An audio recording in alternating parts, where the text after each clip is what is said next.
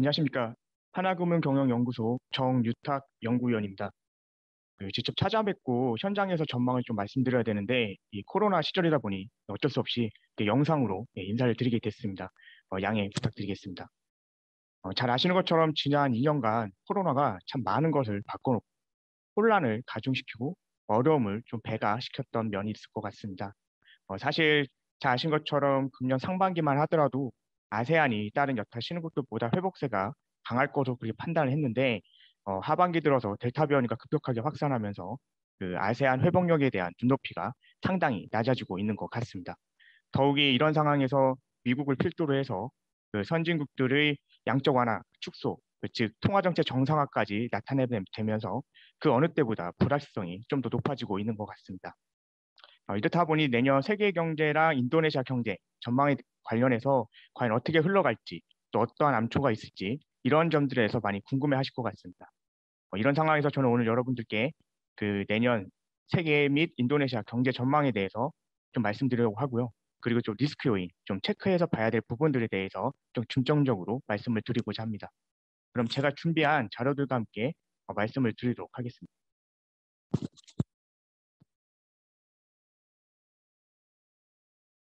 우선 오늘 말씀드릴 전반적인 전망 개요에 대해서 좀 말씀드리겠습니다. 글로벌 경제는 내년에도 그 양호한 회복세가 이어질 것을 판단하고 있습니다만 그 미국과 중국이 회복력이 약화되고 그 방금 말씀드린 것처럼 통화정책 정상화에 따른 금융 여건 변화에 좀 주목할 필요가 있을 것 같습니다. 그 선진국의 재정 확대 기조와 신흥국의 백신 보급 진전은 긍정적으로 평가를 받고 있습니다만 최근에 굉장히 불거진 그 인플레이션 장기화 우려라든가 통화정책 정상화 부담은 이어질 것으로 그렇게 좀 전망을 하고 있습니다. 인도네시아 경제 같은 경우에는 내년에 내수 회복 개선 속에서 성장세 확대가 기대되고 있습니다. 다만 이제 백신 접종이 좀 부진하고 수출 경기가 둔화될 것으로 예상되는 점은 좀 부담이지 않을까 그렇게 좀 판단하고 있습니다. 그 금융시장 쪽에서 시장 금리를 좀 먼저 말씀드리면 그 연준의 통화정책 정상화로 그 시중금리는 상승 압력이 다소 부각될 것을 판단하고 있습니다만 그 인도네시아 중앙은행의 그 완화로 기조로 인해서 상승세는 다소 완만하지 않을까 그렇게 판단하고 있습니다. 루피아 환율 같은 경우에는 아무래도 이제 대내외 통화정책 차별화 속에서 비우호적인 수급 여건까지 맞물리면서 상승세를 나타낼 수 있겠다 이렇게 좀 판단하고 있습니다. 이러한 전망들을 감안했을 때 내년에 좀 주의해서 보셔야 될 체크 포인트 크게 세 가지 말씀드리겠습니다. 우선 첫 번째는 글로벌 인플레이션 위험입니다. 어, 인플레이션 리스크가 최근 들어서 공급망 혼란에 의해서 굉장히 높아지고 있고요. 그에 따라서 물가 향방과 그에 따른 파급 효과에 대한 우려가 좀 높아지고 있는 것 같습니다. 두 번째는 뭐 세계 경제뿐만 아니라 인도네시아 경제에 상당히 중요한 역할을 하고 있는 중국입니다. 중국이 그 패러다임 전환 속에서 규제 리스크가 상당히 부각되는 모습입니다. 지적 경제 성장을 추진하는 가운데 또 공동 부유까지 강조하고 있으면서 규제 리스크에 따른 불확실성이 높아지는 모습을 나타내고 있습니다. 그리고 세 번째 마지막인 체크 포인트는 인도네시아의 그 금융 불안 재현 가능성 여부입니다. 연준의 통화 정책 정상화라든가 중국 리스크 속에서 그 신흥국 취약성이 증대되는 가운데 인도네시아 역시 혹시 금융 불안이 다시 재현되는 거 아닌가라는 우려가 나타나고 있기 때문에 그런 것들을 좀 살펴봐야 되지 않을까 그렇게 판단하고 있습니다. 오늘은 크게 네 파트가 되겠습니다. 제가 우선 글로벌 경제 전망을 말씀드릴 거고요. 두 번째는 이제 인도네시아 좀 초점을 맞춰서 말씀드릴 거고, 이제 세 번째는 체크 포인트와 관련해서 세 가지를 좀 더 자세하게 말씀드리겠습니다. 그리고 마지막은 한국 경제에 대해서도 좀 관심이 있으실 것 같아서요. 한국 경제에 관련해서는 제가 좀 간략하게 그렇게 말씀드리겠습니다. 그리고 세계 경제에 있어서는 가장 중요하다고 판단이 되는 네, 미국, 유로존, 일본, 중국 관련해서 좀 말씀을 드리도록 하겠습니다. 일단 전반적인 글로벌 경기 좀 말씀드리겠습니다. 올해 세계 경제는 주요국, 선진국 중심이겠죠. 예, 백신 접종이 좀 가속화되고 정책 지원이 확대되면서 코로나 충격에서 예상보다 굉장히 빠르게 탈피하는 그런 모습을 보였습니다. 내년에도 세계 경제는 그 선진국의 회복세 지속과 그 신흥국의 모멘텀 개선 등으로 완만한 성장세를 이어갈 것을 판단하고 있습니다. 선진국 같은 경우에는 고용 여건 개선 강화라든가 예, 미국의 인프라 투자 확대, 유럽의 회복 기금 본격화 등 이런 재정 지원도 계속 이어지면서 선진국 경기 회복은 좀 긍정적으로 바라보고 있습니다. 신흥국 역시 올해랑 다르게 내년에는 백신 보급이 좀 더 확대될 것으로 예상하고 있고요.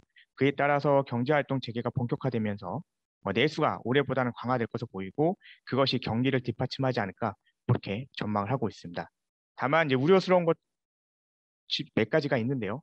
우선은 미국과 중국이 경기 고점을 통과해서 내년에는 완만한 둔화를 나타내지 않을까 그렇게 좀 전망이 많이 나오고 있는 것 같고요.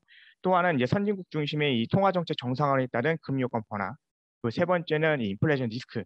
이게 좀 유의할 필요가 있다. 이렇게 말씀드릴 수 있을 것 같습니다. 특히 이제 신흥국에 대해서 지금 우려가 좀 많은데요. 그 중 하나가 뭐냐면 여기 가운데 그래프를 보시면 이게 지금 회색 선은 그 팬데믹 이전에 성장 경로를 전망한 거고요. 이 빨간색은 이제 바로 얼마 전이죠. 2021년 10월에 IMF가 전망한 건데 이거 보시면 선진국은 코로나 때문에 엄청 충격을 받았지만 21년에 회복세가 가팔랐고 내년에 되면 그 팬데믹 이전의 성장 경로를 회복할 것으로 그렇게 예상을 하고 있습니다. 반면에 신흥국 같은 경우에는 이게 지금 회복은 되고 있지만 내년이 돼도 그 팬데믹 이전의 성장 경로를 회복하지 못하는 그래서 성장 경로에서 팬데믹 충격에 인해서 이 성장 경로가 팬데믹 이전으로 수렴할 수가 하는 게 굉장히 쉽지 않다.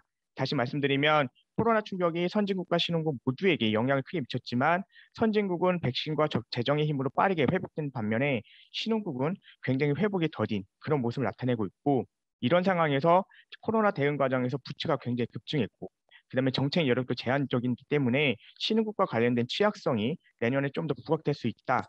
그래서 좀 유의할 필요가 있다. 이렇게 말씀드릴 것 같습니다. 미국을 좀 먼저 말씀드리겠습니다. 미국 같은 경우는 내년에 그 직접적인 경제 주체들에 대한 직접적인 코로나 부양책이 좀 소멸되고요, 줄어들고요. 그다음에 올해 급등한 기저효과를 감안했을 때 그 내년에는 성장 모멘텀은 좀 둔화될 것으로 그렇게 예상을 하고 있습니다. 그러나 고용 회복이 이어지고 있고 그 인프라 투자도 본격화되면서 내년에는 그래도 잠재 성장률을 상회하는 양호한 성장세를 이어가지 않을까 이렇게 전망을 하고 있습니다. 고용시장 같은 경우에는 이제 백신 접종 확대 등으로 인해서 지금 사람을 구하지 못하는 오늘 그런 상황이 있는데요. 내년에는 이런 구인난이 좀 개선될 거로 보고 있고 임금 인상 같은 것들도 그 질적 개선을 수반하면서 아마 고용인의 뿐만 아니라 인구도 올라가면서 소비에는 굉장히 우호적이지 않을까 그렇게 판단하고 있습니다. 지금 미국이라고 하면 사실은 지금 인플레이션이 가장 우려일 텐데요.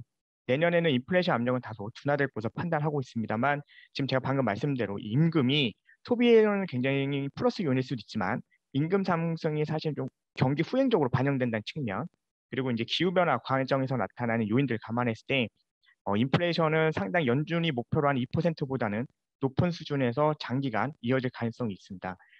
그 오른쪽 그래프 보시면 FOMC가 1년에 진행을 하면서 3월, 6월, 9월, 12월에 연준 위원들이 그 경제 전망치를 냅니다. 그래서 이게 상당히 중요한 이유가 뭐냐면 요구의 이 전망치에 따라서 연준 위원들이 경제를 어떻게 평가하고 있고 그에 따라 통화 정책을 어떻게 가져갈지 가늠자 역할을 하기 때문에 시장에서 상당히 중요하게 보고 있는데요. 여기서 굉장히 뚜렷한 그 중요한 변화 중 하나가 뭐냐면 사실 올 초만 하더라도 3월만 하더라도 올해 말에 2% 소폭 점점 2%로 수렴할 것으로 그렇게 예상을 했었습니다. 근데 그러던 것이 6월에 가서는 올해 말에 3%를 상회할 것으로 보고 있고요. 특히 얼마 전 9월에 보면 거의 3.7%, 거의 3% 후반까지 올라갈 것으로 그렇게 물가를 전망을 하고 있습니다. 이러한 인플레이션이 둘러싼 그 인플레이션이 압력이 높아지고 이런 향방에 대한 불확실성이 높아진 상황에서 그 미국의 그 공급망 회복 여부라든가 연준이 과연 어느 정도 정책을 대응할지 그 강도 등에 좀 주목할 필요가 있지 않을까 그렇게 좀 판단을 하고 있습니다. 다음으로 유로존 좀 말씀드리겠습니다. 유로존은 올해 사실 코로나 백신에 힘입어서 조금 하반기 들어서는 회복세를 보이고 있고요. 내년에는 그 백신 접종률이 더 높아지면서 그 봉쇄 조치가 상당히 완화될 걸 보고 있고 이에 따라서 내수를 중심으로 견조한 상승세를 이어갈 것으로 그렇게 판단하고 있습니다. 특히 뭐 아무래도 이제 경제 활동이 정상화 되다 보니까 서비스 부분이 좀 개선되고요. 그에 따라서 이제 임금 소득도 늘어날 것이고, 그다음에 저축률이 상당히 높아진 상태에서 그 저축률이 높은 상태에서 이제 전축을 쓰게 되니까 그만큼 이제 이연 수율이 분출되면서 소비 회복세도 좀 확대될 것으로 그렇게 예상을 하고 있습니다. 아울러서 이제 통화 완화는 계속 이어질 것으로 보고 있고요. 그다음에 이 제가 좀 전에 말씀드렸지만 서두에 EU 회복 기금이라는 게 있습니다. 이게 뭐냐면 작년에 굉장히 유럽이 힘들다 보니까 그 채권을 발행해서 돈을 모은 다음에 어려운 국가들한테 도와주자 이런 의미로 썼던 거고요. 또 하나 중요한 건 단순히 어려운 게 아니라 이걸 이제 디지털이라든가 그린 투자에 쓰게끔 그렇게 해서 재정 지원해주는 일종의 재정 지원이라고 보시면 될 것 같습니다. 이러한 EU 회복 기금이 올해 한 1,000억 유로 정도 예상되어 있고요. 그 정도면은 올해 유로존의 성장률 한 1% 내로 올리지 않을까 그렇게 좀 예상들을 하고 있습니다. 다만 이제 잘 아시는 것처럼 최근에 에너지 가격이 상당히 급등을 했습니다. 특히 이제 천연가스가 좀 문제가 됐는데 아무래도 이제 러시아와의 문제 그리고 또 유럽 같은 경우에는 이 풍력 발전에 대한 의존도가 큰데 바람이 불지가 않아서 그래서 에너지가 좀 혼란이 나타나고 있고요. 이런 에너지 가격이 급등하게 되면 아무래도 물가 구매력이 안 좋아지기 때문에 그래서 소비에도 또 영향을 미칠 가능성이 있기 때문에 이런 에너지 가격 급등 여파를 좀 살펴볼 필요가 있다 말씀드릴 수 있고요. 또 하나는 이 재정 교육과 관련된 이 정치적 갈등 문제입니다. 이게 무슨 말씀이냐면 사실은 유로존도 그 재정 준칙이라는 게 있습니다. 그러니까 GDP 대비 국가 채무는 60%, 재정 적자는 3%에서 맞게 돼 있는데 코로나 때문에 이걸 유예시켜 줬습니다. 근데 이제 내년에는 올해까지는 이걸 유예시켜 줬는데 이제 당장 내년에 어떻게 할 것인지 결정해야 되는데 이게 북부 유럽과 남부 유럽 사이에 좀 격차가 큽니다. 북부 쪽은 굉장히 전통적으로 재정 건전성을 강화를 목적으로 했기 때문에 다시 환원해야 된다는 목적이고요. 목소리가 높고요. 남부 유럽, 이탈리아나 이제 스페인 같은 경우에는 이걸 좀 완화시켜 달라라는 목소리가 높습니다. 그래서 이런 북부 유럽과 남부 유럽의 정치적 갈등이 좀 나타날 수 있다 이렇게 말씀드릴 수 있고요. 이 정치적인 갈등과 관련해서 또 하나 말씀드리자면 독일입니다. 잘 아시는 것처럼 메르켈 총리가 물러나고 나서 지금 유럽의 가버넌스에 대한 좀 우려가 있고요. 지금 얼마 전에 치러진 총선에서 기민 3인당이 지금 2등이 됐고 3인당이 1등이 되면서 지금 다시 정권이 바뀌었다고 볼 수도 있는데요. 지금 연정을 어떻게 구성할지 아직 좀 불확실한데 그 연정 구성 여부랑 향후 방향에 따라서 그 독일에 가야 될 방향이 달라질 수 있고요. 그에 따라서 유로존 역시 정치적인 갈등이 분출될 수 있다. 이렇게 좀 말씀드릴 수 있을 것 같습니다. 네, 일본 말씀드리겠습니다. 일본은 올해 코로나가 재확산이 심화되고 긴급 사태가 계속 이어지면서 굉장히 어려운 한 해를 좀 보냈던 것 같습니다. 다만 내년에는 제조업 수요 개선에 따라서 설비 투자가 좀 증가할 것 같고요. 그 자본재 중심의 수출 호조도 이어지면서 전반적인 회복세는 이어질 것으로 그렇게 예상을 하고 있습니다. 특히나 이제 디지털 경제 전환에 따른 그 수요 증가 속에서 그 제조업 수익이 개선되면서 관련 투자도 당분간 지속될 것으로 그렇게 좀 전망을 하고 있습니다. 아울러서 백신 접종도 좀 지금 굉장히 확대를 하고 있고요. 방역 조치도 이제 11월 이후에는 완화된다는 얘기가 있기 때문에 거기에 더해서 이제 정부 소비政策등을 감안했을 때 민간 소비가 올해보다는 좀 살아나지 않을까 판단을 하고 있습니다. 더욱이 잘 아시는 것처럼 얼마 전에 그 기시다 총리가 새로 취임을 했고요. 이제 여당이 중요 선거에서 그 10월 말이죠. 바로 저번 주인데요. 중요한 선거에서 여당이 이겼기 때문에 아마 대규모 경기 부양책 마련도 가능하지 않을까. 그래서 지금 예상이 되는 거는 한 10조에서 20조 엔 정도 재정 규모의 대규모 재정 지원할 가능성이 있다. 이렇게 좀 얘기가 나오는 것 같습니다. 다만 이 일본은 그 굉장히 좀 소비가 제약될 수 있는 요인들이 좀 있는데요. 그게 뭐냐면 이제 임금 상승률이 아직 굉장히 낮습니다. 그리고 일본인들 성향 자체상 높은 저축에 대한 열망이 좀 크기 때문에 이런 것들은 오히려 소비를 좀 생각보다는 조금 제약할 가능성이 있고요. 특히나 요즘 부각되고 있는 게 뭐냐면 그 자동차 생산이 안 되고 있습니다. 잘. 왜냐하면 잘 아시는 것처럼 차량용 반도체 공급이 좀 안 되고 있어서 그래서 그 일본의 자동차 생산도 안 좋고 수출도 안 좋습니다.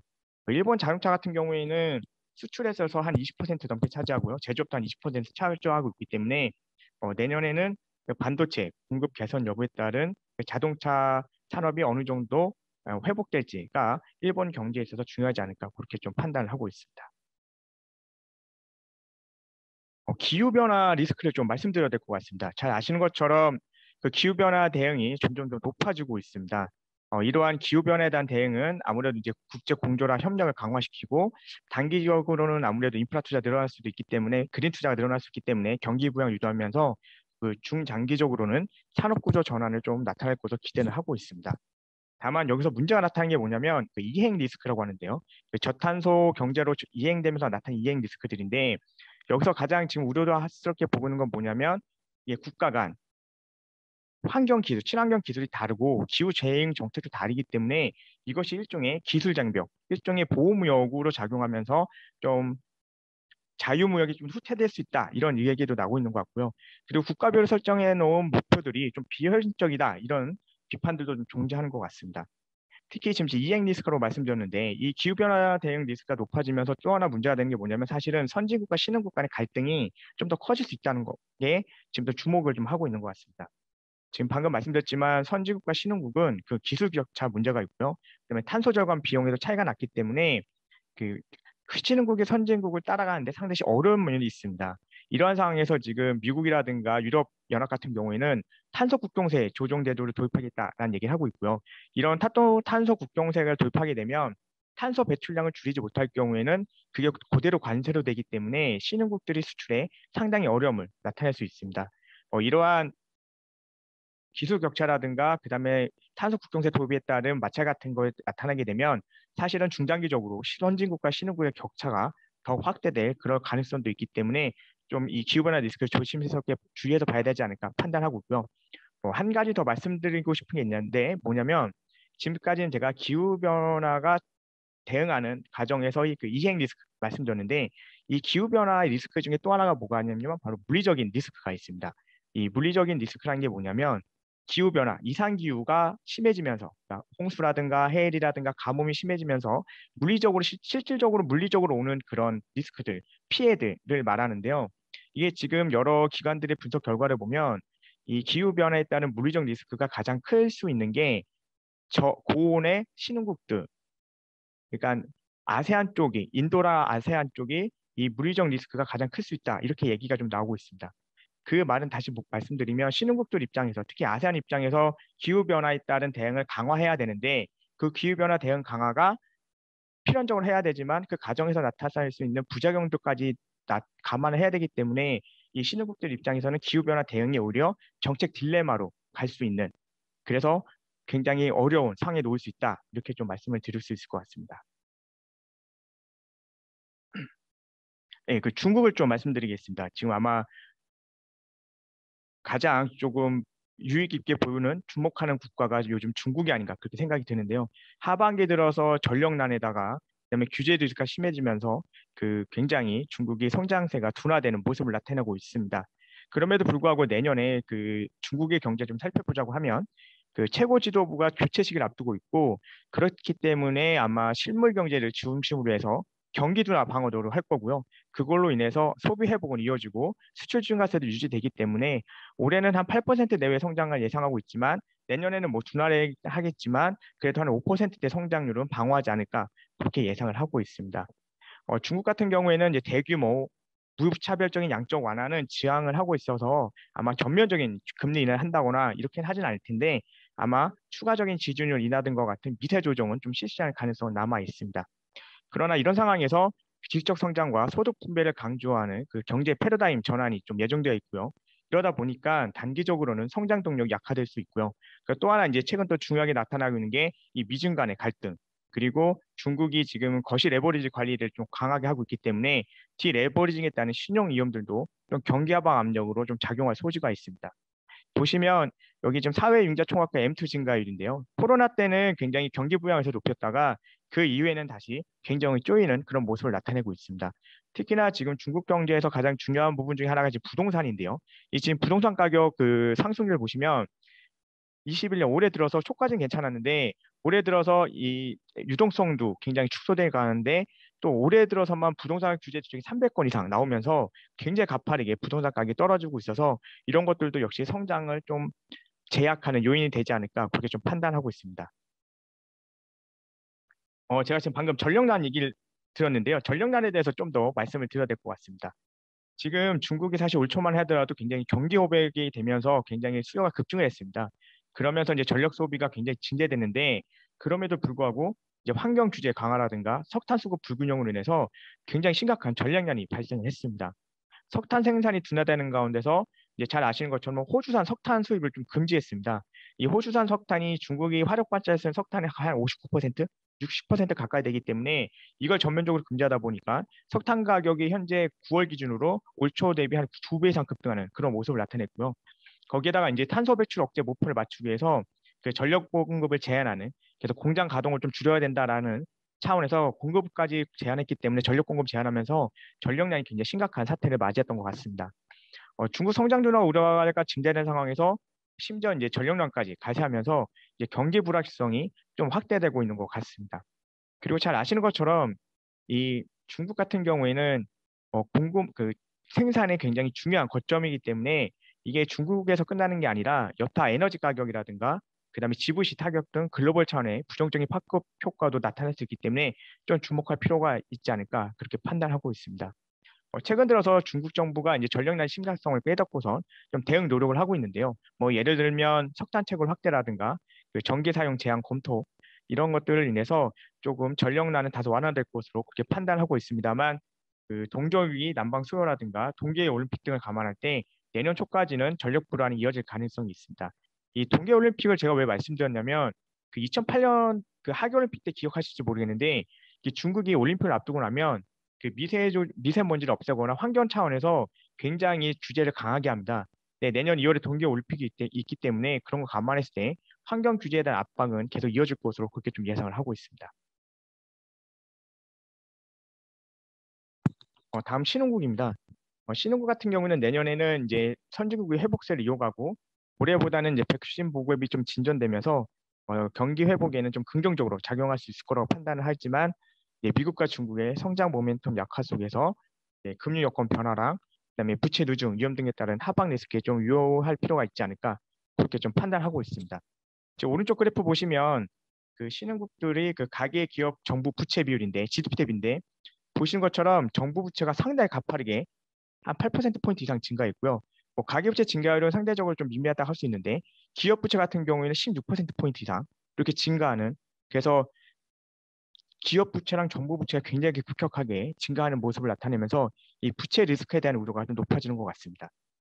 아세안을 좀 말씀드리면 아세안 같은 경우에는 내년에는 이제 경제활동 재개가 이어지면서 경기가 반등할 것으로 보이지만 접종률이 사실 다른 시는 것보다 상당히 좀 부진하고요.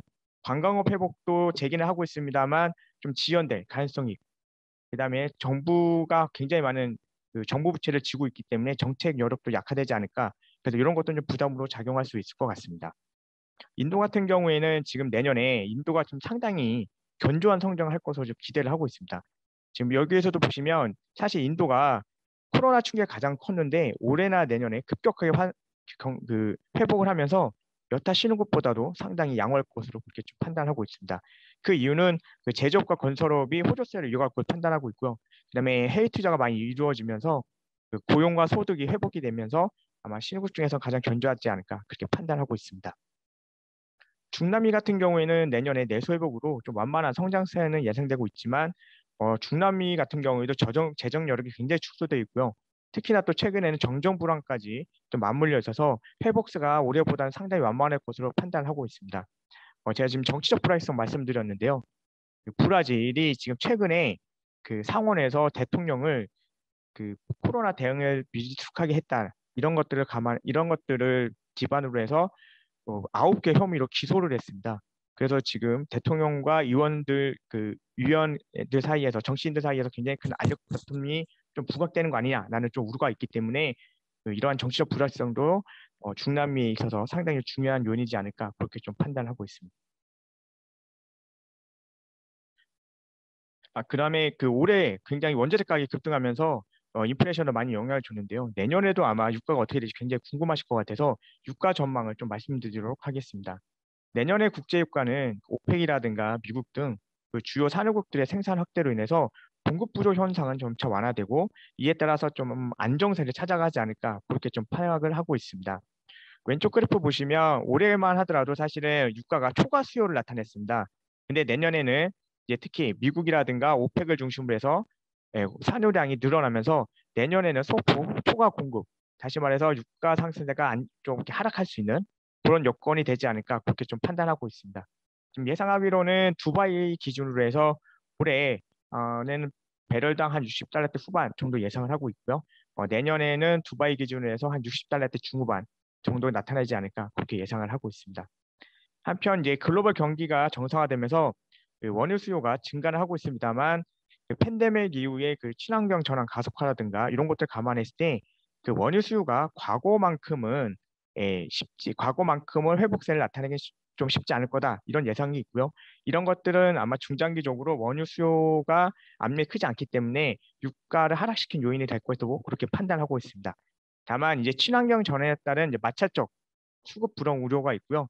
그다음에 이상 기후 현상들이 나타나면서 그 중장기적으로는 수요가 조금 부족할 수 있겠지만 단기적으로는 그 공급 불안이 나타나면서 유가 역시 변동성이 좀 확대될 가능성이 큽니다.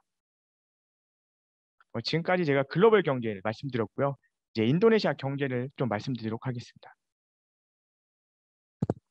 우선 전반적인 좀 경기에 대해서 좀 말씀드리겠습니다. 금년 인도네시아 경제는 하반기에 그 코로나 확산과 방역 조치 강화로 인해서 회복세가 상당히 둔화되는 모습을 보였습니다. 지금 하반기 코로나 확산으로 인해서 금년도 성장률 전망치가 한 1%포인트 정도 하락을 했습니다. 왼쪽 표를 보시면 제가 IMF, OECD, ADB, IMNO 아니면 해외 IB들 이렇게 좀 주요 기관들 전망치를 모아놨는데요. 올해 사실 지금 여기 보면 평균이 3.5%입니다. 물론 마이너스 1.5%에서 반등을 했지만 사실 이게 상반기까지만 해도 한 4%대 중반이었습니다. 네, 코로나 확산으로 인해서 눈높이가 좀 낮아지면서 예, 올해 한 3% 중반 이렇게 예상을 하고 있고요. 그러면 내년에는 아무래도 이제 경제 활동이 재개되고 이에 따라서 내수가 개선되는 가운데 재정 확대라든가 통화 완화 등 정책 지원들이 이어지면서 좀 견조한 성장세. 지금 예상하기로는 5.3%, 5% 내고요. 이 정도면은 아마 다른 아세안 국가들보다 코로나 충격에서 굉장히 빠르게 회복된다 이렇게 볼 수 있고요. 그다음에 정부 목표가 제가 알기로는 내년에 한 5점에서 5.5%인데 이 정도는 달성하지 않을까 그렇게 좀 판단하고 있습니다. 그러나 이제 인도 같은 경우에는 백신 접종률이 상당히 부진하고요. 또 중국 성장도는 우려라든가 글로벌 유동성 축소 등에 좀 유의할 필요가 있을 것 같습니다. 지금 저희가 그 스케일링 이펙트, 상흔 효과라는 게 있는데요. 위기를 맞고 나면 그 경제가 확 떨어지는, 모멘텀이 떨어지는 그런 현상을 나타내게 됩니다. 여기 지금 보시면 이 회색 그래프는 팬데믹 이전에 IMF에서 인도네시아의 성장 경로를 전망한 겁니다. 근데 보시면 작년 올해 들면서 이 성장률이 더 크게 하락했고요. 지금 최근의 전망치를 감안해 보면 팬데믹 이전보다 무려 8% 이상 하락한 것으로 그렇게 나타나고 있기 때문에 그 중장기 성장력을 어떻게 회복할 것이냐도 상당히 중요하지 않을까 그렇게 판단하고 있습니다. 한편 이제 올해 내년에 글로벌적으로 물가가 굉장히 중요한데 인도네시아는 아마 상대적으로 올해 내수가 부진하면서 한 1%대 중후반 정도 나타날 것으로 판단을 하고 있습니다. 그래서 아마 다른 그 글로벌 미국이라든가 한국에서 느끼는 것보다는 물가 상승을 좀 덜 느끼실 수는 있는데요. 내년에는 아무래도 내수가 회복되면서 한 2% 중반, 3% 내외로 상승하지 않을까 그렇게 판단하고 있습니다. 물론 내년에는 물가 상승률이 오름폭은 확대되겠지만 그래도 이 3% 내외면 잘 아시는 것처럼 그 중앙은행의 물가 관리 목표에는 부합하는 그 정도 수준에서 통제되지 않을까 그렇게 좀 예상을 하고 있습니다. 이제 내수를 좀 더 자세하게 말씀드리겠습니다. 민간 소비 같은 경우에는 아무래도 이제 백신 보급 확대랑 경제활동 재개 속에서 소비 심리 개선과 고용 회복세에 힘입어서 소비는 내년에 증가세가 올해보다 더 확대될 것으로 그 예상을 하고 있습니다. 여기 왼쪽 그래프 보신 것처럼 저보다 더 잘 아시겠지만 하반기 들어서 굉장히 급증했던 신규 확진자 수가 3큐 들어서 굉장히 급격하게 하락을 하고 있고요. 또 하나 우호적인 거는 뭐냐면 지금 보신 것처럼 백신 접종률이 하반기 들어서 굉장히 가속도가 붙는 그런 모습을 나타내고 있습니다. 그리고 오늘 제가 어저께 새로운 소식 들은 것 중에 하나가 인도네시아가 세계에서 처음으로 노바백스 백신을 신규 승인 신청을 했다는 소식을 들었습니다. 이 노바백스 같은 경우에는 이게 화이자나 모더나보다 운송이 좀 용이합니다. 그렇기 때문에 백신 보급을 좀 더 가속화시킬 수 있는 가능성이 좀 있습니다. 아울러서 이제 투자 심리가 좀 회복이 될 거고요. 또 정부의 인프라 투자 주택이라든가 이제 외국인 투자 유치를 등 감안했을 때 이 고정 투자, 그러니까 인프라 투자를 비롯한 이 고정 투자 부분도 올해보다 상당히 개선될 것으로 그 예상을 하고 있습니다. 잘 아시는 것처럼 올해 그 인도네시아 투자청이 그 투자 부로 승격이 됐고요.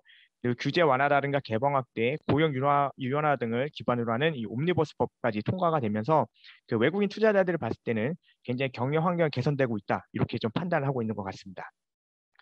아울러서 인도네시아 같은 경우에는 사실 잘 아신 것처럼 그 재정 규율이 있었습니다. 그 재정 적자가 3% 넘지 못하는.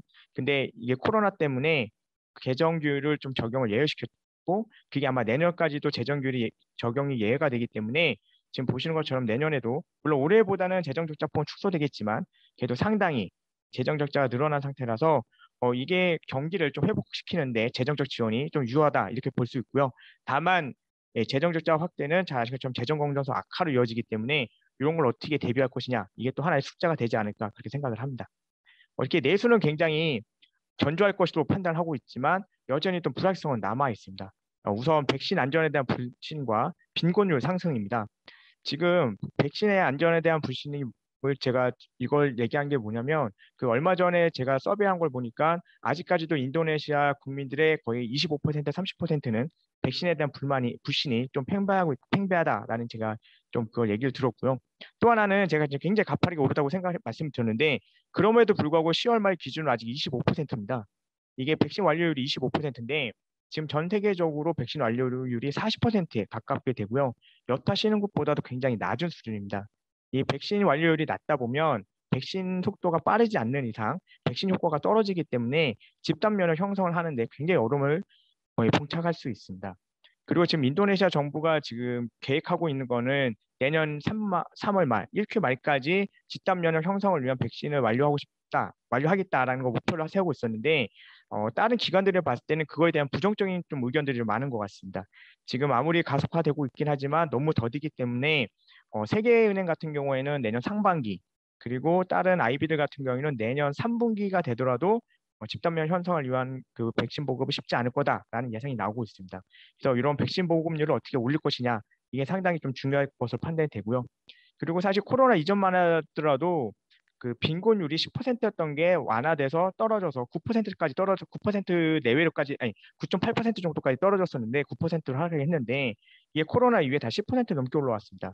이게 빈곤율이 올라가고 있는 거는 이게 내수에 또 안 좋을 수 있는 게 뭐냐면 잘 아신 것처럼 저소득층 같은 경우에는 소비 성향이 크기 때문에 빈곤율이 높아지면 소비를 제약할 수 있는 요로 작용할 수가 있습니다. 그리고 또 하나 내년에 또 보셨으면 좀 유의하셨으면 좋겠는 게 하나가 뭐냐면 바로 이 법인세 인하가 원래는 예정되었을 때 이걸 유예를 시켰고요. 그다음에 내년에는 각종 세금 인상이 예정되어 있습니다. 보시는 것처럼 이제 부가가치세 같은 경우에는 10%에서 11%, 이제 고소득자 소득세가 새로 신설이 됐고요. 그다음에 내년에 또 특이한 거는 탄소세가 또 신설이 되어 있습니다. 물론 이 부가가치세 같은 경우에는 당초에는 원래는 법적으로 15%까지 올릴 수 있고 당초 예상은 한 12% 했는데 그거보다 낮은 11%라서 뭐 경기 여건에는 큰 충격은 없을 거다라는 얘기가 나오고 있지만 잘 아신 것처럼 지금 2022년까지는 재정 적자가 3%로 막을 수 있지만 넘어올 수 있지만 23년부터는 3% 내외로 들어가야 됩니다. 이제 그러기 위해서는 지출을 줄이거나 세수를 늘리거나 GDP를 올려야 되는데 지금 경기회복 지원을 위해서 정부 지출을 줄이는 거는 당분간 쉽지 않아 보이고 그러다 보니까 세수를 늘려야 되고 그렇기 때문에 세금을 올려야 되기 때문에 지금 아마 여기 지금 보시면 인상률이 낮다고는 하지만 이게 재정 수입을 늘리는 어떻게 보면 그 재정 건전성을 가지기 위한 첫 단추일 수 있기 때문에 이런 세금 체계 변화에 대해서 좀 주의 깊게 보셔야 되지 않을까 그렇게 좀 판단하고 있습니다. 그다음에 수출을 좀 말씀드리겠습니다.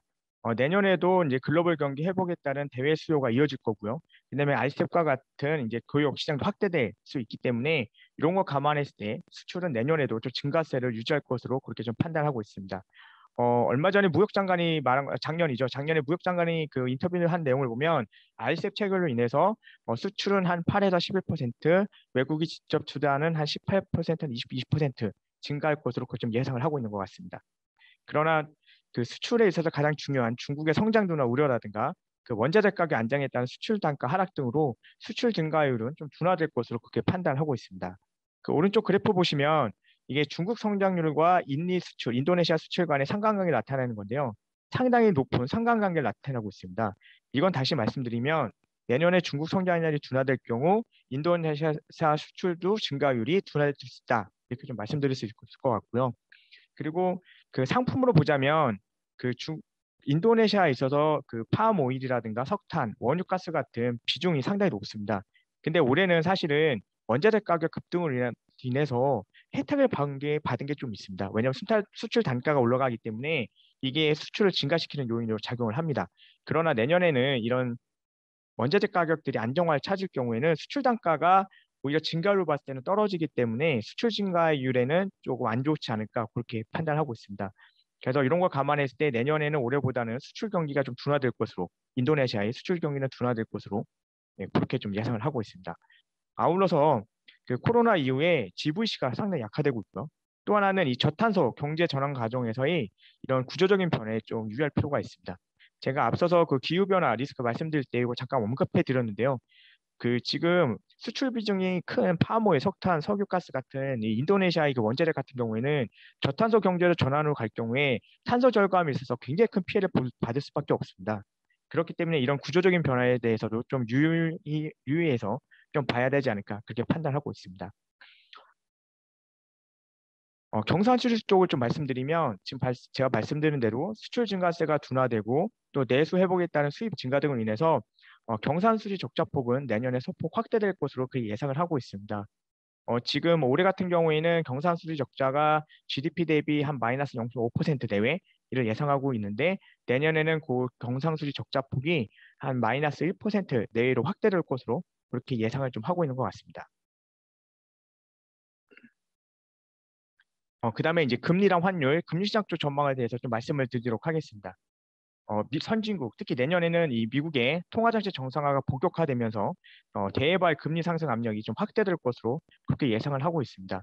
지금 연준 같은 경우에는 지금 올해 4분기부터 테이퍼링을 시작해서 내년 중반에는 테이퍼링이 종료되고 금리 인상은 한 22년 말, 내년 말 이후에 단행될 것으로 그렇게 좀 예상을 하고 있는 것 같습니다. 지금 당장 FOMC가 지금 열리고 있고 아마 내일 오전이면 FOMC에서 테이퍼링 계획을 어떻게 내놓을지 확인할 수 있을 것 같은데요. 아마 내일 보면 좀 더 확실해질 수 있지만 지금 마켓 컨센서스는 당장 빠르면 11월부터 시작, 늦어도 12월에는 테이퍼링 시작하고 그다음에 8개월 만에 내년 중반에 종료되고 그리고 기준금리 같은 경우에는 원래 당초에는 23년 말이었는데 23년이었는데 22년 말로 당겨지지 않을까 그렇게 판단하고 있습니다. 그에 따라서 미국 국채금리도 이제 점시적으로 상승 압력을 받으면서 내년 말에는 2%를 넘을 거다 이렇게 좀 예상을 하고 있는 것 같습니다. 이러한 대외발 금리 상승 압력에도 불구하고 이러한 압력 속에서 인도네시아 같은 경우에도 역시 이제 내부적으로 경기 회복세가 강화되고 물가 상승 압력도 높아지면서 이러한 대외의 요인들도 시중금리 상승 압력으로 작용할 것으로 그렇게 판단하고 있습니다. 다만 잘 아시는 것처럼 뭐 인도네시아 중앙은행 같은 경우에는 그 코로나 충격 극복을 위해서 통화 완화를 지속하겠다라는 의지를 표명했기 때문에 금리 상승세는 다소 제한적인 것으로 보고 있습니다. 10월 정책회의에서 향후 1년간 적어도 내년 후반까지는 기준금리를 올리지 않겠다라는 점을 시사를 했고요. 그리고 또 하나 그 작년 올해에 이어서 내년에도 국채 매입을 계속 지속하는 걸로 예정이 되어 있기 때문에 이 중앙은행의 국채 매입 지속 같은 걸 감안했을 때 금리 상승 압력은 조금 제한적이 좀 완화시킬 수 있다 이렇게 좀 보고 있습니다. 지금 여기 보시면 이게 일종의 시장 컨센서스 그러니까 아이비들의 전망치인데요. 보시면 사실은 10월 정책회의 이전에는 내년 하반기에 2번 정도 금리 인상 예상했었는데 여기에 10월 정책회의 이후에는 내년 4분기에 한 번 하거나 아니면 안 할 수도 있다라는 그렇게 좀 기조가 형성되고 있는 것 같고 미국 국채금 인도네시아 국채금리 같은 경우에는 아무래도 대발 상승 압력을 따라서 내년에는 완만하게 상승해서 내년 후반이 되면 7%를 넘지 않을까 그렇게들 IB들은 예상을 좀 하고 있는 것 같습니다. 그다음 루피아 환율 좀 말씀드리겠습니다. 그 미국을 먼저 좀 보시면 주요국 대비 양호한 미국의 경기 회복력이라든가 연준의 이제 통화 정책 정상화 진행 등으로 인해서 글로벌 달러화는 내년에도 강세를 나타낼 것으로 판단하고 있습니다. 이러한 상황에서 인도네시아 그 중앙은행은 통화 완화를 지속하기 때문에 이러한 미국과 인도네시아의 그 통화 정책 차변화는 그 루피아 약세로 연결될 가능성이 있습니다. 지금 왼쪽 그래프 보시면 이게 이 X축이 인도네시아 금리랑 미국 금리가의 차이입니다. 오른쪽이 환율인데 이제 보시는 것처럼 미국이 금리가 상승돼서 금리차가 축소가 되면 루피아 달러 환율은 올라갈 수밖에 없는 이런 상황에 놓이게 됩니다. 저희가 이거를 어, 무위험 이자 평균 조건이라고 하는데 그래서 이 금리차가 축소될 경우 그 루피아는 절하되는 그러니까 루피아 달러 환율 상승하니까 루피아는 약세로 갈 수 있는 여건이 되지 않을까 그렇게 좀 판단하고 있습니다. 아울러서 이제 선진국의 통화 완화 축소 및 글로벌 금융 여건 변화 속에서 그 신흥국의 부채 취약성 등을 감안할 때 신흥 통화가 내년에 좀 불안할 것으로 보이는데 이런 신흥 통화 약세도 역시 루피아한테는 조금 부정적이지 않을까 좀 판단하고 있습니다. 그리고 또 하나 좀 보셔야 될 게 뭐냐면 사실 중앙은행이 지금 국채 매입을 하고 있는데 이거는 시중금리를 압력을 낮추는 시중금리를 안정시키는 거에는 상당히 도움이 될 수 있지만 이 국채 매입이 장기화가 될 경우에는 중앙은행의 독립성이라든가 통화정책 신뢰성 저하로 연결돼서 이 자본 유출 위험을 증대시킬 가능성이 있습니다. 그리고 연준은 금리를 올리고 있는데 미국, 인도네시아는 금리를 좀 상당 기간 한 1년 정도 만약에 기준금리를 유지한다고 하면 이 지금 여기 보시는 것처럼 금리 차가 축소되면서 그 환율 상승 압력이 될 수 있기 때문에 이 인도네시아 중앙은행의 국채 매입 장기화가 어떤 영향을 미칠지 좀 주의해서 봐야 될 필요가 있지 않을까 그렇게 생각을 하고 있습니다. 아울러서 제가 그 수출 쪽에서 말씀드렸던 것처럼 경상수지 적자폭이 내년에 좀 소폭 확대될 것으로 보이기 때문에 이러한 그 수급 환경 역시 비우적이라는 점을 감안할 때 그 루피아 환율의 상승 압력은 조금 높아질 것으로 그렇게 좀 판단하고 있습니다. 다만 이제 코로나 충격 완화 속에서 인도네시아가 내년에는 올해보다 실물 경기가 좀 개선될 걸로 보고 있고, 그다음에 요즘 들어서 그 CDS 프리미엄이 좀 하향 안정을 나타내고 있어서 이런 점들은 좀 루피아 환율에는 조금 긍정적이지 않을까 그렇게 예상을 하고 있습니다. 보시는 것처럼 지금 이것 역시 그 마켓 컨센서스인데요, IB들 전망치인데요. 보시는 것처럼 지금 내년 하반기로 갈수록 이제 연준의 금리 인상 우려가 높아지면서 아무래도 루피아 달러 환율도 한 14,000 한 500, 14,500 정도까지 올라가지 않을까 뭐 그렇게 예상을 좀 하고 있는 것 같습니다. 지금 제가 말씀드린 14,500은 중간값입니다. 제가 지금 세계 경제나 인도네시아 경제를 좀 말씀드렸고요. 그다음에 주요 현안들에 대해서 제가 좀 말씀을 드리도록 하겠습니다. 우선 글로벌 인플레이션입니다. 지금 최근에 인플레이션의 무료가 굉장히 높아지는 것 같습니다. 이 지금 코로나 이후에 인플레이션이 어떻게 발생했는지를 보면 크게 세 가지 부분으로 나눌 수 있을 것 같습니다. 우선 정책적 측면, 수요적 측면, 공급적 측면입니다. 이 정책적 측면이라는 건 아무래도 이제 대규모 재정 지원이라든가 통화를 하다 보니까 통화량이 굉장히 급증했고요. 이런 통화량 급증이 인플레이션 압력을 자극하는 게 아닌가 그렇게 좀 판단하고 있습니다. 두 번째는 선진국들의 경제 활동이 재개되면서 수요가 갑자기 몰렸기 때문에 이런 수요 회복들 역시 인플레이션 압력을 작용하고요. 특히나 중요한 건 이 변이 확산에 따른 공급망 혼란으로 이 인플레이션이 확대됐다는 겁니다. 지금 잘 아시는 것처럼 뭐 가장 우려가 됐던 것 중에 하나는 뭐냐면 최근 들어서 그 글로벌 생산 거점이 동남아 지역에서 델타 변이가 확산되고 락다운이 진행되면서 그 생산이 급격히 줄어들었고 그게 공급망을 굉장히 타격시키는 그런 모습을 나타냈습니다. 오른쪽 그래프 보신 것처럼 완만한 회복세를 나타냈던 아세안 제조업 PMI가 3분기 들어서 굉장히 급격히 하락했고요.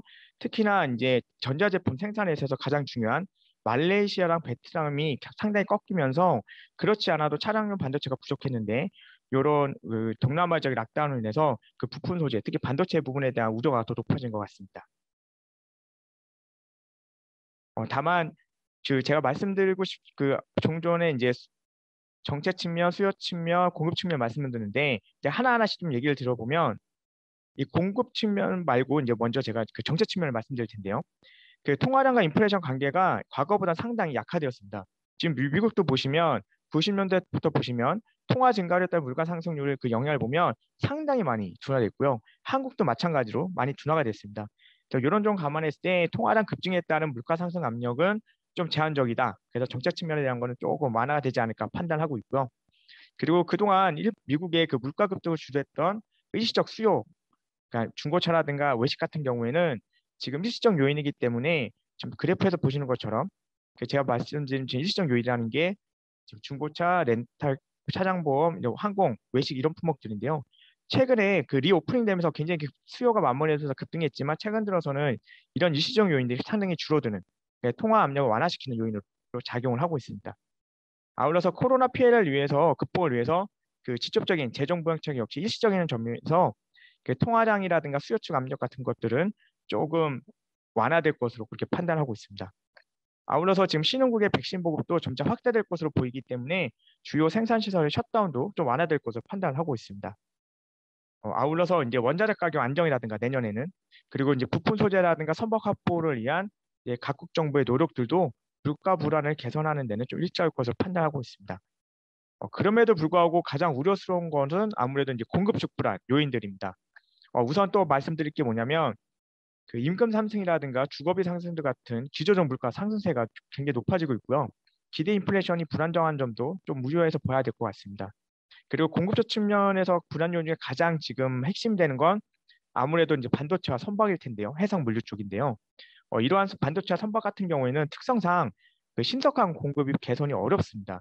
그 왼쪽 그래프 보시면 내년에도 보면 이 물동량이 선봉량을 증가하기 때문에 초과수가 이루어지면서 선박 부족이라든가 선복 부족 사태는 내년까지도 이어질 가능성이 큰 것 같습니다.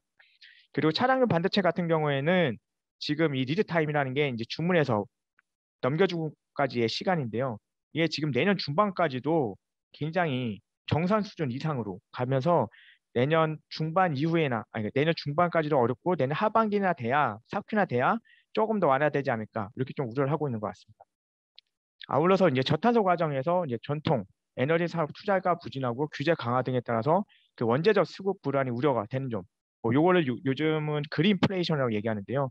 이 전탄소 과정 전환되면서 오히려 과거 에너지 기업들에 대한 투자가 안 되기 때문에 이런 것들이 오히려 공급을 축소시켜서 그 단기적인 원자재 수급 불안으로 나타날 수 있다. 이렇게 좀 말씀드릴 수 있을 것 같습니다. 지금 오른쪽 그래프 보시면 지금 사실은 제가 지금 방금 전에 말씀드렸던 것처럼 이제 정책층이나 수요층 압력 요인, 그다음에 친구들의 백신 개선들을 힘입어서 선진국 같은 경우에는 올해 가을을 정점으로 해서 완만하게 하락하는 게 사실 IMF의 기본 시나리오입니다. 근데 최근과 같은 이런 원자재 급등세라든가 기대 인플레 상승 1년 정도 더 갈 경우에는 굉장히 상방 리스크가 크게 그렇게 좀 예상을 하고 있기 때문에 공급 측면이 어떻게 회복될 것이냐, 공급망이 어떻게 회복될 것이냐, 그 여부가 인플레이션을 좌우하지 않을까 그렇게 좀 판단을 하고 있습니다. 그다음에 중국 규제 리스크와 관련해서 이 공동부유를 좀 말씀드려야 될 것 같습니다. 이 공동부유라는 게 뭐냐면 쉽게 말하면 다 같이 잘 하자 이렇게 좀 나타낼 수도 있는데요. 사실 중국은 처음에는 선불론이었습니다. 그러니까 다시 말하면 경쟁력 가치 일부가 먼저 부자가 되게 한다는 전략이었는데 이 선불론이 공부론, 공동부유로 좀 전환되고 있는 과정이지 않을까 그렇게 판단하고 있습니다. 그 이유 중 하나는 아무래도 양극화가 확대되는 등 이 체제의 안정성을 위협하는 불안 요소가 심화되면서 이러한 공동부유 목표를 좀 더 구체적으로 강화하고 있는 것이 아닌가 그렇게 판단하고 있고요. 또 하나는 이 G2 패권 전쟁 때문에 아무래도 미국과의 그 갈등이 지속된다고 하면 중국 입장에서는 대외 의존도를 낮춰야 되고 그러기 위해서는 내수 중심으로 가야 되는데 이 내수 중심으로 가기 위해서는 반드시 이 공동부유가 필요하기 때문에 그런 대외적인 요건도 아마 공동부유를 가속화시키는 요인이 되지 않을까 그렇게 판단하고 있습니다. 다만 여기 그 왼쪽에 그래프에서 보신 것처럼 지금 상위 20%와 하위 20%의 격차가 여전히 10배입니다. 5년 전이나 지금이나. 그러니까 이런 걸 감안했을 때 중국 정부의 강력한 의지에도 불구하고 이렇게 장기적으로 누적된 불균형 문제 해결은 좀 쉽지 않다. 그런 상황에서 오히려 그 정책 강화는 성장을 제약시킬 수 있고 오히려 공산당의 그 정당성을 기반을 훼손시킬 수도 있지 않을까 이런 우려들이 좀 나오고 있는 것 같습니다. 특히나 신성장 동력이었던 이 민영 테크 기업들에 대한 통제 강화는 혁신과 디지털 산업 발전을 좀 위축시킬 수 있다. 이런 우려들도 좀 높아지는 것 같습니다. 잘 아시는 것처럼 빅테크 기업들을 시작으로 해서 최근에는 사교육, 게임, 그다음 특히나 이 부동산까지 산업 규제가 굉장히 전방위적으로 나타나고 있는 것 같고요. 특히나 이 지금 부동산 규제가 굉장히 좀 심각한 문제로 떠오르고 있는데 최근 헝다 사태에서 보시는 것에서 다 알겠지만 지금 부동산 규제로 인해서 시장이 굉장히 급격한 위축이 될 수 있고 만약에 그렇게 된다고 하면 이거는 부동산 시장에서 그치는 게 아니라 경기 둔화까지 이어질 수도 있고 그다음에 특히 부동산 개발 업체들이라든가 지방 정부의 부채 부실화 가능성까지 증대되면서 그 금융 시스템을 리스크까지 촉발시킬 수 있지 않냐라는 우려들이 굉장히 커지고 있는 것 같습니다.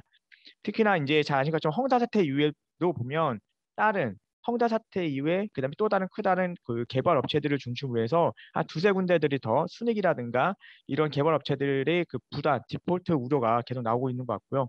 이런 산발적인 이런 부동산 개발 업체들의 이 디폴트 우려가 나오면 이 금융시장의 변동성은 계속 좀 울퉁불퉁하게 변동성이 확대되지 않을까 그렇게 좀 판단하고 있습니다.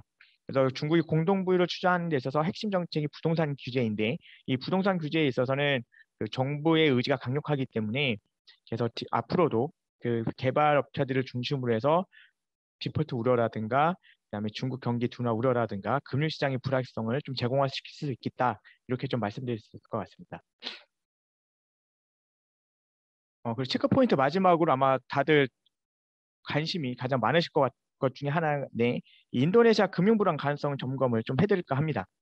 잘 아시는 것처럼 미국의 견조한 경기 회복과 구물가 등으로 인해서 연준의 통화 정책 전성화가 예정되어 있고 내년에 좀 본격화될 것으로 예정되면서 신흥국들에 대한 금융 불안 우려가 증대되고 있는 것 같습니다.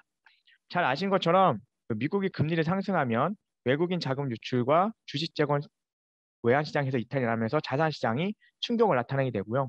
또 대내적인 적으로 또 보면 대내 금리가 상승하면서 자금 기업과 가계의 자금 조달 비용이 상승하고 이거는 소비와 투자를 위축시켜서 미국의 금리 상승은 신흥국의 금융 불안과 실물 불안을 같이 동시에 발생시키는 그런 요인으로 작용을 하고 있습니다.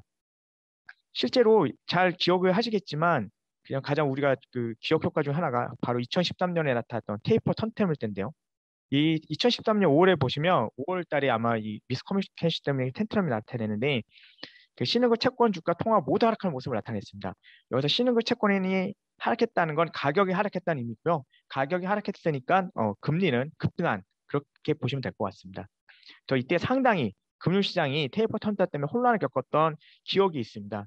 이런 기억들 때문에 다시 내년에도 테이퍼 턴트럼 2.0이 발생하는 거 아니냐라는 이런 우려들이 좀 나오고 있는 것 같습니다. 특히나 인도네시아 같은 경우에는 더 우리가 좀 관심을 갖고 지켜보는 이유가 뭐냐면 2013년 당시에 기억을 다 하시겠지만 잘 아시겠지만 이 신흥국 중에서도 미국 금리 상승으로 인해서 가장 위험한 국가 중에 하나로 이 인도네시아가 선정이 됐습니다. 그때 당시에 이 테이퍼 탄트럼에 가장 취약한 신흥국을 소위 프레겔 5로 일컬었었는데요. 프레겔 5가 바로 이제 인도, 인도네시아, 터키, 브라질, 남아공 이렇게 5개의 국가에 대해서는 굉장히 우려스럽게 바라봤던 게 사실입니다. 그러면 왜 인도네시아가 이렇게 취약국으로 선정이 되느냐라고 보면 그때 당시에 고물가라든가 쌍둥이 적자 등 펀더멘털과 대내 건전성 우려 때문에 인도네시아가 프레겔 5로 선정이 됐었습니다. 또 하나 중요하게 좀 봐야 되는 것 중 하나 뭐냐면 그때 당시에 외국인 국채 보유 비중이 높았다는 점입니다. 왜냐하면 외국인 보유 비중이 높을 경우에는 금융 불안이 발생하게 되면 대규모 외자 유출이 일어나게 되고 이것이 다시 금융 혼란을 심화시키는 악순환을 발생시킬 위험이 있기 때문에 단기적으로 외국인의 국채 비용이 높으면 단기적으로 금융 불안이 심화될 수 있다. 좀 이렇게 보고 있는 게 있습니다. 그래서 그때 당시에도 보면 외국인 국채 비중이 상당히 높았기 때문에 지금 왼쪽에서 보시면 지금 이 신흥국은 제가 신흥국 주 16개국 10년물 평균이고요. 이 파란 색깔은 인도네시아 10년물 금리인데요. 5월 달 기준에서 보면 여타 국가들 신흥국보다도 이 금리 상승폭이 상당히 큰 그런 모습을 나타내고 있습니다. 아무래도 이제 외국인 국채 보유율이 높다는 점 때문에 가장 크게 나타난 부분이 아닌가 그렇게 판단하고 있고요. 주가 같은 경우에도 여타 신흥국도 빠졌지만 인도네시아가 다른 신흥국보다 더 많이 빠지는 거의 한 15% 이상 빠지는 그런 모습을 연출했고요. 통화 같은 경우에도 신흥국도 역시 마찬가지로 굉장히 5% 정도 불안한 모습을 보였지만 인도네시아는 그보다 훨씬 큰 거의 한 15% 내외까지 하락하는 그런 불안한 모습을 보였습니다. 그러면 과연 이번에도 인도네시아가 불안할까? 이게 아마 가장 초점이실 텐데요. 그래서 지금까지 나왔던 리스크 요인들을 과거랑 현재를 비교해서 과연 이번에는 어떨지 한번 확인을 해봤습니다.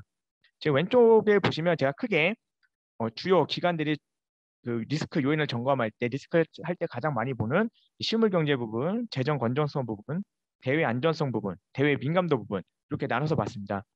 성장률 같은 경우에 사실 2013년은 5.5%고 2021년은 지금 한 3% 중반인데 사실 2013년이 올해보다는 성장률만 보면 높았습니다. 근데 한 가지 문제가 뭐냐면 2013년에는 그 직전 대비 성장률보다 오히려 낮았습니다. 다시 말하면 2013년에는 성장률이 꺾이는 둔화 국면에 있었다는 거고요. 금년에는 직전 3년보다 높습니다. 다시 말하면 올해는 성장률이 2013년보다 낮지만 2013년과 다르게 성장률이 회복 국면에 있다. 그래서 이 성장률 부분은 좀 경기가 개선되는 것으로 그렇게 좀 판단을 했습니다.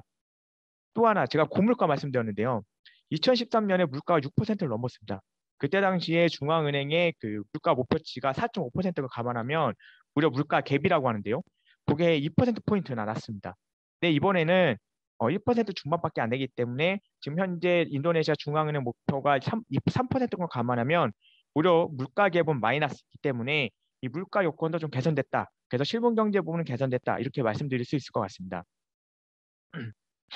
지금 보면 가장 우려가 되는 것 중에 하나는 바로 이 재정 건전성입니다. 물론 코로나 대응 과정에서 그 정책 대응 과정에서 정부 부채가 늘어난 건 어쩔 수 없는데요. 보시면 2013년에는 24.8% 정도 됐습니다. 정부 부채가 GDP 대비. 근데 2021년에 40%가 넘으면서 상당히 악화됐다. 이렇게 볼 수 있고요. 재정 수지 역시 2013년에는 2.2%였는데 거의 3배 가까이 악화되는 걸로 나왔습니다. 이러다 보니까 이자 비용 역시 한 2배 넘게 늘어나는. 그래서 재정 건선 부분은 2014년보다 훨씬 더 악화됐다. 이렇게 말씀드릴 수 있을 것 같습니다. 다만 대외 안정성 같은 경우에는 이 실물 경제와 마찬가지로 개선된 걸로 나왔습니다. 경산 수지 같은 경우에는 여전히 마이너스긴 하지만 그 과거보다는 상당히 개선됐고요. 외환 보유액 대비 단기 외채 같은 경우에도 이게 2013년에는 43%였는데 금년에는 한 33%, 그러니까 한 10%포인트나 좀 낮아지는, 그래서 굉장히 개선된 모습을 나타내고 있습니다. 또 하나 이제 보는 게 단기적으로 이제 외채 지급 능력을 또 하나 볼 때 뭐가 있냐면 수입 대금 능력이 있습니다. 이걸 보면 이제 외환 보유액을 가지고 수입을 과연 몇 개월 정도 지급할 수 있냐인데요. 2013년에는 한 6개월 정도였던데 금년에는 한 9개월분으로 상당히 개선됐다.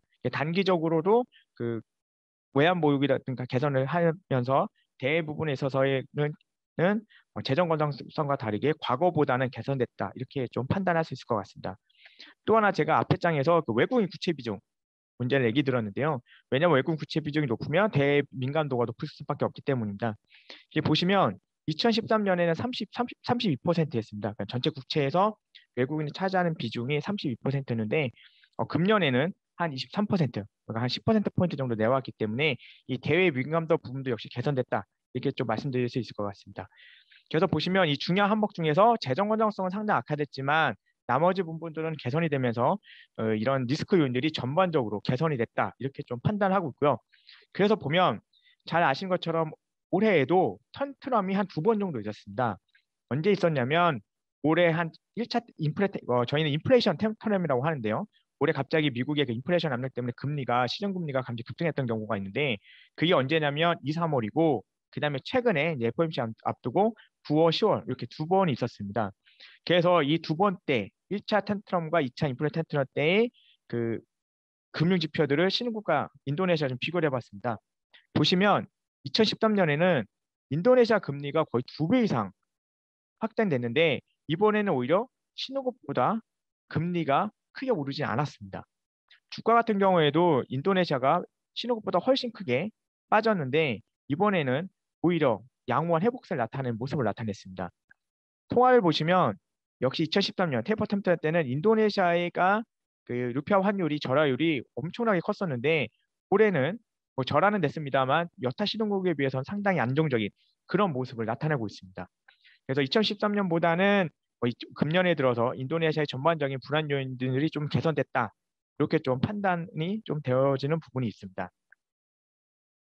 그리고 2013년과 다른 또 하나가 있습니다. 뭐냐면 인도네시아 경제가 개선된 것도 있지만 연준의 커뮤니케이션이 좀 달라졌습니다. 왜냐하면 2013년에 그 테이퍼 턴트럼에 인해서 굉장히 많이 놀랐었기 때문에 그래서 이번에 연준은 테이퍼 턴트럼을 앞두고 그 신중한 정책 정산을 강조하는 등 그 커뮤니케이션을 상당히 좀 강화하면서 시장에 대한 불안 요인을 좀 낮추는 것으로 나타나고 있습니다. 다만 2013년과 다른 점들이 좀 많이 있습니다. 그래서 이런 걸 좀 유의해서 봐야 되는데요. 첫 번째 뭐냐면 2013년과 다르게 미국의 인플레이션 압력이 확대됐던 점입니다. 인플레이션 압력이 확대되면 이게 왜 우려가 되냐면 그 예상보다 통화전체 정상화가 굉장히 빨라질 수 있습니다. 사실 보면 2013년에는 테이퍼링을 한 10개월 동안 매월 100억 달러씩 10개월 동안 이어졌는데 지금 예상은 150억씩 해서 8개월 안에 끝내는, 그래서 테이퍼링 기간도 굉장히 단축될 것으로 그렇게 보고 있고요. 또 하나 중요한 건 2013년에 그때 당시에는 테이퍼링이 끝나고 한 1년 정도 있다가 첫 금리 인상이 시작했는데 이번에는 한 1분기 정도 있다가, 그러니까 테이퍼링 끝나고 1분기 정도 있다가 그 기준금리 인상할 가능성이 있기 때문에 이 기준금리 인상 시점도 상당히 빨라지는 그런 모습을 나타내고 있습니다. 이 보시면 재밌는 그래프가 하나 있는데요. 이 그래프가 뭐냐면 여기 미국의 그 소비자 물가 상승률입니다. 지금 하반기라서 5%를 계속 유지하고 있는데 이 보시면 지금 여기 하얀색은 비둘기고요. 이 검은색은 매입니다. 이게 무슨 의미를 나타내냐면 비둘기면 이제 통화 완화죠.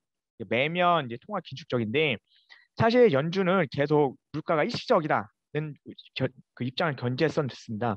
근데 이제 중반 들어서는 좀 불안하다 이랬던 것이 9월 들어서는 연준 의장까지 낮아서 공급망이 좀 어렵고 인플레이션 압력이 오래될 수 있다 이렇게 말하면서 연준 역시 인플레이션에 대한 시각이 굉장히 매파적으로 변했다 이렇게 볼 수 있고요. 또 하나 제가 맨 처음에 미국 얘기할 때 그 점도 그 FOMC 의원들의 전망표 얘기를 말씀드렸는데 제가 물가를 보여드렸는데 이게 좀 기준금리 인상 경로입니다. 사실은 물가가 굉장히 3월만 해도 안정적이라고 생각해서 2023년까지는 금리를 올리지 않는 것으로 그렇게 봤습니다. 그러던 것이 6월 들어서는 이제 2023년에 한 번 정도 이렇게 판단했었는데 9월 들어서는 내년에도 기준금리를 한 번 올릴 수 있다. 이런 걸로 바뀌면서 9월 FOMC 이후에 연준의 시각, 인플레이션의 시각과 그다음에 금리 인상에 대한 속도가 좀 더 빨라질 수 있는 거 아니냐라는 이런 우려가 좀 나오고 있는 것 같습니다. 아울러서 2013년과 다른 게 또 하나가 있는데 뭐냐면 과거와 달리 이번에는 글로벌 전체적으로 긴축 움직임이 나타나고 있다는 겁니다. 이번에 보시면 캐나다가 이미 자산 매입을 종료를 했고요. 지금 빠르면 영란은행도 금리를 인상시킬 수 있고요. 그다음에 이미 신흥국들 물가가 굉장히 급등하게 나타났던 신흥국들 뭐 예를 들면 러시아라든가 브라질도 이미 금리를 올리고 있고 그러니까 2013년과 다르게 이번에는 미국뿐만 아니라 글로벌 전체적으로 다 긴축 움직임을 나타내고 있다는 점이고요. 그리고 또 하나는 이게 2013년과 다르게 올해 글로벌하게 작년하고 올해 유동성이 많이 풀리면서 이 금융 불균형, 그 자산시장 고점 논란이 많습니다. 이런 것들 감안했을 때 그 연준의 금리 인상이 시작이 되면 오히려 금융시장에 조정 압력으로 작용하면서 연준발 충격이 확대될 소지가 있기 때문에 이런 점들은 과거와 다르게 굉장히 불확실성 요인으로 작용할 수 있을 것으로 판단을 하고 있습니다. 그래서 말씀을 드리면 2013년에는 사실 테이퍼링 초반에 불안했고 후반으로 가면서 굉장히 안정적인 모습을 나타냈습니다. 반면에 근본에는 전혀 다르게 연준의 테이퍼링 같은 그 커뮤니케이션이 개선됐던 걸 감안했을 때 초반에는 2013년보다는 상대적으로 변동성이 약할 수는 있지만 물론 절대적으로는 강할 수 있긴 합니다만 2013년과 비교했을 때 초반에는 변동성이 좀 약할 수 있지만 오히려 후반으로 갈수록 이 테이퍼링 후반으로 갈수록 불안이 심화될 가능성이 있습니다. 그래서 인도네시아 같은 경우에도 취약성이 과거보다는 개선됐지만 그 글로벌 금융 혼란이라든가 신흥국 전염 효과 다른 변동성 위험은 여전히 남아있다 이렇게 볼 수 있을 것 같습니다. 이 신흥국 전염 효과라는 게 뭐냐면 잘 아시는 것처럼 제가 초반에 하나 지금 말씀드린 얘기 안 했는데 여기 보시면 이게 지금 이 금리 경로랑 이 경로 말고도 위험 회피 성향이 강화되면 신흥국 간 같이 흔들려 버리는 그 스피러오바 이펙트가 나타날 수 있습니다. 그러면 아무리 건전하고 아무리 취약성이 적어도 신흥국이 흔들리면 다 같이 신흥국이 움직여 버리기 때문에 그런 전염 효과에는 인도네시아 대내적인 취약성 개선에도 불구하고 그거는 대외적으로 움직이기 때문에 신흥국이 움직일 경우 같이 움직일 수 있는 그런 불안 요인도 여전히 남아 있다. 이렇게 말씀드릴 수 있습니다. 그 지금 제가 2014년에 비해서 2021년에는 테이퍼링이 초반 말고 후반으로 갈수록 심해질 수 있다. 그래서 이번에는 처음 말고 끝이 중요하다. 이렇게 말씀드렸는데요. 사실 그것도 되게 중요하지만 한 가지 더 말씀드리고 싶은 건 뭐냐면 지금 저희가 계속 테이퍼 턴텀 얘기하면서 연준이 이제 테이퍼링에 들어갈 거니까 2013년하고 비교하는데 저는 사실은 2013년이 아니라 2015년을 하고 비교를 해야 된다. 2015년을 조금 그때의 불확실성을 유념해야 된다고 보고 있습니다. 왜냐하면 2015년에는 그 연준의 금리 인상 시점에 대한 불확실성이 점증하는 시기였습니다. 지금과 같이 이제 통화정책 정상화에 대한 우려죠. 또 하나, 2015년에 지금과처럼 이 중국 리스크, 성장 둔화라든가 회사채 디폴트 위험, 부동산 하락 등이 맞물면서 이 중국 리스크가 같이 맞물려서 나타났었습니다. 이거 보시면 2013년과 2015년에 신흥국 주가를 비교해 놓은 건데요. 2015년 때 13년보다 신흥국 주가가 훨씬 많이 빠졌고 훨씬 이 충격이 오래 갔던 경우가 있습니다. 현재 역시 제가 지금 말씀드린 것처럼 연준의 통화정책 정상화 속에서 중국발 불확실성도 부각되고 있기 때문에 오히려 2013년보다는 2015년 때와 같은 복합 충격 우려를 좀 더 감안해야 되지 않을까 그렇게 이제 판단하고 있습니다. 제가 그렇게 보는 이유 중에 또 하나는 뭐냐면 바로 인도네시아 대내적으로도 이런 취약성이 있는데요. 뭐냐면 제가 아까 뭐 실물 경제라든가 뭐 대외 건전 안전성 그다음에 대민감도 개선 등을 말씀드렸는데 한 가지 그래프 보신 것처럼 인도네시아가 중국에 대한 수출 의존도가 상당히 높아지고 있습니다. 지금 2013년에는 한 13% 정도였던 게 이제 2015년에 한 10% 정도였는데요. 이게 지금 최근에 20% 가까이 올라오고 있습니다. 다시 말씀드리면 연준까지 정상화 실행된 가운데서 그때처럼 이제 15년처럼 중국 리스크까지 맞물릴 경우에는 오히려 인도네시아가 이런 분들에 의해서 과거보다는 수출 의존도가 중국에 대한 의존도가 높아졌기 때문에 오히려 더 크게 확산될 수 있다, 불확실성이. 그래서 이런 것들을 좀 유념해야 되지 않을까. 그래서 13년도 중요하지만 2015년 때 어떻게 그 시장이 혼란스러웠는지 그거에 대한 벤치마크가 더 중요하지 않을까, 그렇게 좀 판단을 하고 있습니다. 마지막으로 한국 경제는 제가 간략하게만 좀 말씀드리겠습니다. 한국 경제는 금년에 그 글로벌 경기 회복세랑 반도체 환랑 등에 힘입어서 수출과 투자 중심으로 상당히 견조한 성장을 했습니다. 내년에도 한국 경제는 이제 코로나 여건 계속 그 위드 코로나, 저희가 지금 11월부터 위드 코로나로 전환이 됐는데요. 이런 거 감안했을 때 아마 내수 회복이 확대되면서 내수를 중심으로 양호한 성장세를 내년에도 이어갈 것을 판단을 하고 있습니다.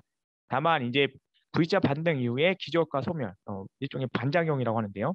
그다음에 저희가 우리나라 같은 경우에는 지금 이미 하반기에 한국은행이 기준금리를 인상을 시작을 했고 재정지원도 내년에는 직접적인 재정지원 축소될 거기 때문에 이런 정책적 축소를, 그리고 수출 경기 둔화 등에 따라서 한국 경제는 성장 모멘텀은 좀 약화되지 않을까, 그렇게 좀 판단하고 있습니다.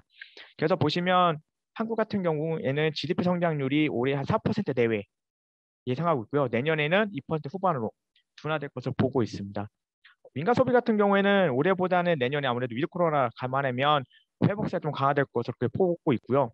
통관 수출 같은 경우에는 아무래도 글로벌 경기 회복과 절 그린 수요 있어서 증가세는 플러스는 유지할 것 같긴 하지만 제가 인도네시아 때도 말씀드렸던 것처럼 이제 미국과 중국의 경기 둔화 우려, 근데 우리나라 역시 이제 수출 단가 하락 등으로 인해서 수출 경기는 굉장히 둔화될 것으로 그렇게 판단하고 있습니다. 그럼 우리나라 물가 같은 경우에 지금 10월 달 물가가 10년 만에 3%를 넘어섰는데요. 그러면서 아마 올해 2% 초반이 물가 상승이 날 것 같은데 내년에는 올해 이렇게 급등했던 기저효과라든가 그다음에 제가 세계 경제 할 때 말씀드렸던 그 유가 상승 압력 완화 등 감안했을 때 내년에는 한 1% 중후반으로 하락하지 않을까, 그렇게 좀 예상을 하고 있습니다. 금융시장 관련해서도 제가 간략하게 좀 말씀드리겠습니다. 일단 한국 금리입니다.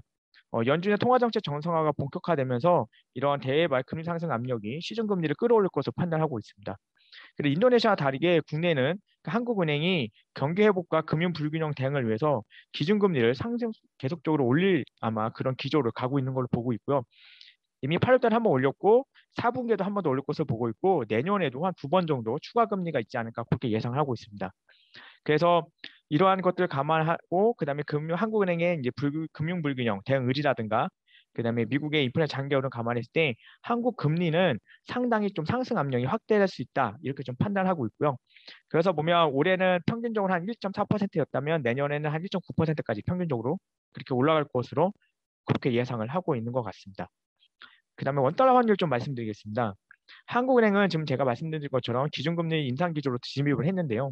이런 거 감안했을 때 아마 주역 중에서 가장 매파적인 그런 통화 스탠스를 가지고 있는 것 같고 거기에 플러스해서 대외 건전성도 상당히 양호하고 대외 신원도도 개선됐기 때문에 이러한 점들은 아마 원화 펀더멘털에 상당히 긍정적으로 작용할 것으로 그렇게 예상을 하고 있습니다. 그러나 이제 국내 성장 모멘텀 둔화라든가 그 비우호적인 수급 환경, 특히나 이제 그래프 여기 보시는 것처럼 우리나라가 과거랑 다르게 그 거주자들의 해외 투자가 굉장히 크게 늘어났고 특히 또 연기금도 투자를 많이 해외로 나가고 있기 때문에 이런 해외 투자에 대한 확대는 아무래도 이제 원달러, 그러니까 달러에 대한 수요를 높이기 때문에 원달러의 상승 압력으로 좀 작용할 수 있습니다. 그래서 이러한 기조적 요인들도 그리고 플러스해서 이제 무역 흑자도 내년에 좀 축소될 것으로 보고 있고요. 그러니까 이런 수급 환경 감안했을 때 내년에 원달러 환율은 좀 상승세를 이어갈 거다, 그렇게 좀 판단하고 있습니다. 거기에 더해서 이제 연준의 통화정책 정상에 따른 달러 강세가 나타날 거고 특히나 또 우리나라 역시 중국과의 무역 의존도가 높기 때문에 중국 성장 둔화라든가 부채 리스크 이런 거 감안했을 때 원화에 조금 타격을 주지 않을까. 그래서 올해는 한 1140원대 평균적으로 보고 있는데 내년에는 한 1160원대 중후반까지 평균적으로, 그래서 올해보다는 좀 더 원화가 약세를 나타낼 것으로 그렇게 판단을 하고 있습니다.